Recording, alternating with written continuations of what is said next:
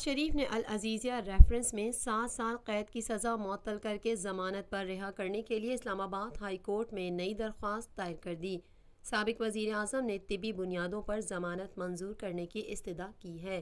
نواز شریف کے وکیل خواجہ حارث نے طبی بنیادوں پر درخواست ضمانت دائر کی، جس میں العزیزیہ ریفرنس میں 7 سال قید اور جرمانے کی سزا کے خلاف اپیل کا فیصلہ ہونے تک نواز شریف کو ضمانت پر رہا کرنے کی استدعا کی گئی ہے۔ درخواست میں کہا گیا ہے کہ نواز شریف عارض قلب میں مبتلا ہیں، میڈیکل رپورٹس بھی پیش کر دی ہیں، عدالت جتنے بھی مشکل حکم کرے گی جمع کرا دیں گے۔ نواز شریف کی درخواست ضمانت میں نیب، جج احتساب عدالت اور سپرنٹینڈنٹ کورٹ لکھپت جیل کو فریق بنایا گیا ہے۔ عدالت عالیہ میں نواز شریف کی سزا کے خلاف پہلی اپیل پر سماعت 18 فروری کو مقرر ہے۔